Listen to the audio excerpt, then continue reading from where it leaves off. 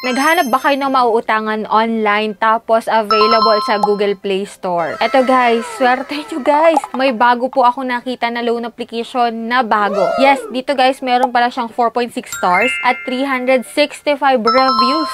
Yes, at ang sabi dito guys, meron siyang low interest rate, multiple credits available, at syempre, simple application at receive your loan quickly after approval. O diba, marireceive mo kaagad-agad yung mauutang mo dito once na na-approve ka. Dito po ang pinapaloan niya is minimum 10,000 pesos up to 50,000 pesos. At hindi ko napapatagalin pa, ang pangalan po nito is si Cash Connect. So dito guys, alamin ko para sa inyo kung anong meron kay Cash Connect, kung totoo ba na low interest siya, at kung magkano yung pwede niyang ipautang lalo't bago siya sa Google Play Store. So hindi porket bago guys, isa-applyan nyo na at ida-download nyo na agad. So dito guys, review muna natin siya. Pero bago yun, syempre, kung ikaw dyan na hindi pa nakasubscribe sa aking YouTube channel, naku, i-click mo na yung subscribe button, turn on the notification bell dahil may pa-weekly Gcash giveaway po tayo. So next Monday, another 5 sets of lucky winner po ulit yung aking pipiliin na kung sino man yung magla-like at magko-comment dyan sa aking mga video. So every last Monday of the month naman po, may isa akong pipiliin na mananalo sa aking pa-cellphone giveaway na pwede mo pong i-convert yun into cash kapag ayaw mo ng cellphone. So maraming nagko-convert na lang into cash kasi need nila ng cash. So yun guys, if ever man na ikaw na yung susunod na mananalo,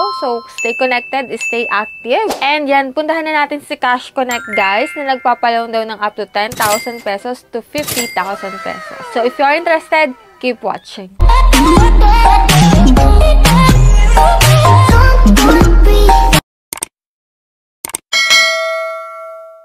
Guys, wala pa po akong account dito kasi bagong application po ito. Dito magre-register po ako using my active mobile number. Then, doon po ay mag-send ng verification code, which is OTP. Then, after nun guys, click ko yung sign in at ito yung nakalagay sa kanya. Please submit your personal information and get your quota. Click natin yung apply now. And dito, mag-fill up ka po agad ng iyong personal information. After nun is work information na. Then, emergency contact, which is magbibigay ka po ng 3 contact reference mo. Make sure kung sino ilalagay mo kasi maaari po nila yung tawagan or i-text. And after nun guys, may credit standing po dito. ID information, which is ito po yung mga available ID. Pili ka lang po dyan ng isa. Then makakapag-proceed ka na sa next step, which is yung bank information. Need mo pong maglagay kung it's either man ay e-wallet. Sa e-wallet, pwede po sa Gcash, Paymaya, GrabPay, OmniPay, and Coins. And then kapag wala ka pong e-wallet, pwede po sa any bank account. And after nun guys, kung makikita mo dito, after natin ma-fill up ang lahat ng yun, meron po ditong amount na 600 to 40,000 pesos, which is kay Cash Connect yun. Meron din po ditong sa baba na Wallet Link PH, One Click Loan, Easy Flow Loan,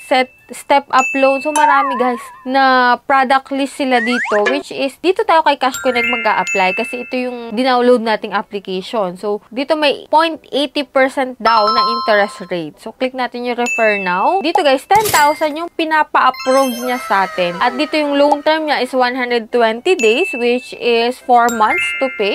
Amount to receive natin sa 10,000 guys is 9,992 pesos daw. May interest na 320.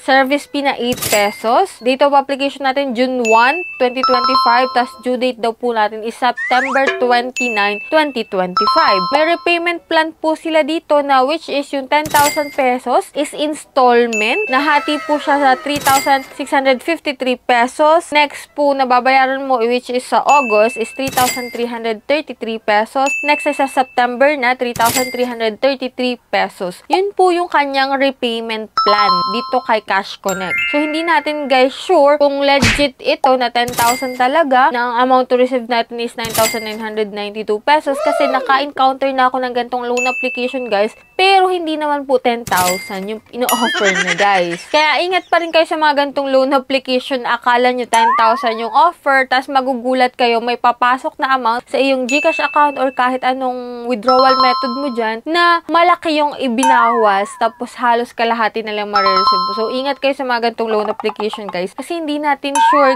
kasi submitted pa lang yung ating application. At yun yung nakalagay sa kanyang loan details. At kung i-check natin yung app guys, ito po yung result ng aking application nung June 1. Which is kahapon kasi June 2 po ngayon. So ito na nakalagay guys. Your qualification does not meet this product. You can apply for other products. A good repayment record will improve your qualification and help you apply for a better product. At may nakalagay pa dito guys na sorry, the consumption fund disbursement limit of this product has been exceeded. Please apply again after June 8, 2025 days. O diba? After June 8 po tayo pwedeng mag-apply at pinapa-apply po tayo dito sa ibang mga product nila, which is dito sa ibang application, which is same lang din naman. Kung bubuksan ko yung loan details, same lang na 10,000. Same lang din yung kanyang loan details. 9,992 pesos yung i-receive. May gantong interest na 320. Same lang guys. Tapos sa huli, ma-reject din naman yung application mo. So dito guys, yan po yung meron kay Cash Connect. Kaya kung ikaw ay nagbabalak na umutang dyan,